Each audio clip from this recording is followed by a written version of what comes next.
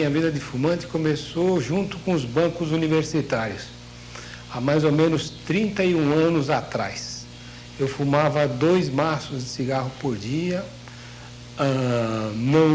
desde a hora que levantava até a hora de dormir. Os pontos negativos do fumo na minha profissão foi as mãos amareladas, o cheiro que tinha esse ambiente aqui, as paredes e os clientes que eu perdi, e não me avisaram, porque os que avisaram eu sei quantos perdi, muitos. Tossia muito, de manhã era uma tristeza, tosse prolongada e até umas 10 horas da manhã muita tosse, não tinha olfato praticamente zero, cheiro muito pouco. A comida tinha gosto ou doce ou salgado ou azedo ou amargo. As nuances intermediárias não sentia nada, praticamente. Hoje, como ex-fumante, eu percebo então esses gostos e o cheiro das coisas também. E eu tenho 2 filhas, então, e elas são as maiores incentivadoras para que eu largasse de fumar. E elas realmente foram as beneficiárias, porque elas fumavam por tabela. A minha mulher também era fumante, agora é uma ex-fumante e eu estou muito feliz. Nós temos observado na prática clínica que um fumante pode levar, em média, 3 vezes mais tempo de tratamento para um processo ulceroso do que um não fumante. E temos observado também que, especialmente naquelas úlceras mais graves, aquelas que sangram, as úlceras hemorrágicas, a incidência num fumante é cerca de 7 vezes maior do que em um não fumante. A segunda área em que a incidência de doenças é muito aumentada nos tabagistas, em termos de tubo digestivo e sistema digestivo como um todo, são os tumores, os cânceres.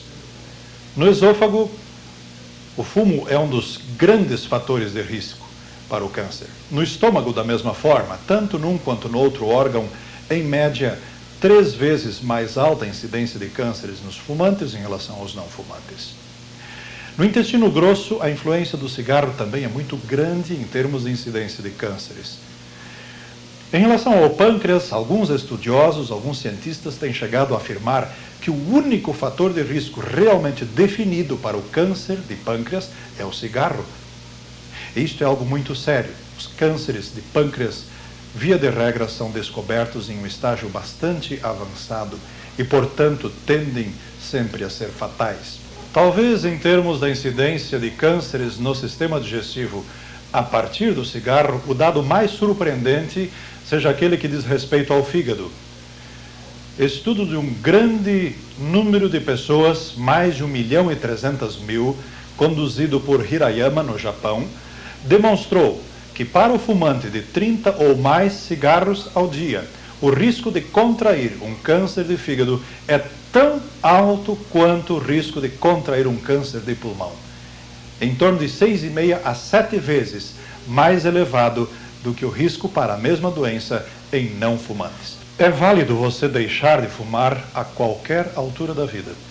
Embora seja verdade que em algumas doenças a normalização do risco de quem fumou no passado, de um ex-fumante, comparada com a de um não fumante, só chegue a igualar-se por volta de uns 13 anos depois de cessado o hábito, e é o caso do câncer de pulmão, o lado bom de toda essa questão é que, no primeiro ano de abandono, há um rápido decréscimo do risco, na faixa de 50% para a maior parte das doenças que são influenciadas pelo fumo. No segundo ano de abandono, novamente há um rápido decréscimo. 50% no primeiro, 50% do risco restante, ou seja, 25% do total no segundo. Isso significa que nos 2 primeiros anos, a pessoa consegue reduzir em cerca de 75%, em média, o risco em comparação com os não fumantes. E depois, então, os últimos 25% vão se regularizando lentamente ao longo de uma série de anos. Vale a pena você deixar de fumar em qualquer momento, mesmo que já esteja sofrendo de alguma doença importante causada pelo cigarro. No 4º dia, o seu desejo de fumar estará em franco declínio. Aproveite para intensificar a desintoxicação. Continue com refeições leves e muito líquido o dia todo. É possível que você sinta hoje um conflito entre a razão e o apetite. Sua consciência diz que não. seu apetite diz que sim. Não hesite em ficar com a razão. Lembre-se que sua saúde é um tesouro. Sem ela estarão em jogo seu futuro, sua família, seus sonhos e seu projeto de vida. Você já se sentiu no mesmo dia nervoso, calmo, agitado, bravo, irritado, alegre? Isso que acontece com a pessoa que fuma. Ela não tem aquela estabilidade emocional das pessoas que não usam nem cigarro e nem café.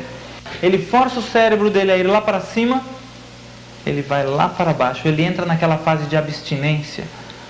Abstinência, o indivíduo começa a se sentir mal, estranho, ele não sabe o que é. Sem pensar, ele já coloca a mão no bolso e vai puxando um outro cigarro, para sair daquela situação deprimente e voltar lá para cima. O efeito vai passando novamente, o cérebro dele vai entrando em depressão. E ele começa a se sentir mal de novo. Ele que há poucos instantes estava alegre, agora está irritado, está chateado, está triste, sentindo coisas ruins. Depois de um dia inteiro assim, estimulado, deprimido, o indivíduo chega em casa, o cérebro completamente esgotado, ele não tem nada mais para dar. E aquela hora que deveria ser a hora mais gostosa do dia, quando ele vai encontrar aquelas pessoas que o amam, que vai encontrar aquelas pessoas que ele ama, ele chega cansado, extenuado, não está disposto a dar nada, só quer receber. Se nós pudéssemos fazer uma estatística de quantos casais se separam por causa do cigarro, com certeza daria um resultado bastante alto, porque é impossível você estar esgotado e ter condições de dar alguma coisa. E quando vem a criança em casa, está o bebê novinho, os filhos crescendo e os pais fumando. A história do fumante passivo é muito complicada, porque aquela fumaça secundária do cigarro, ela é pior do que aquela fumaça que o indivíduo inala.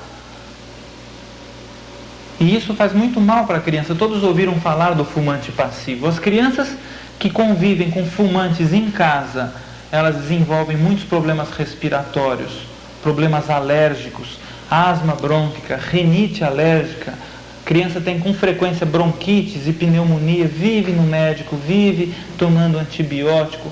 É bastante complicado o problema do fumante passivo dentro de casa. Essa criança vai ter mais dificuldades na escola.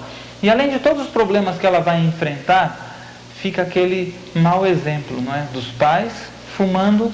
Possivelmente ela também será um fumante quando crescer. Se estiver sentindo que vai fraquejar, recorra às preces, confie em Deus e peça ajuda. Você vai se surpreender com o poder da oração. Veja o que diz a Bíblia. E esta é a confiança que temos nele, que se pedirmos alguma coisa segundo a sua vontade, ele nos ouve. E se sabemos que nos ouve em tudo o que pedimos, sabemos que alcançamos as petições que lhe fizemos.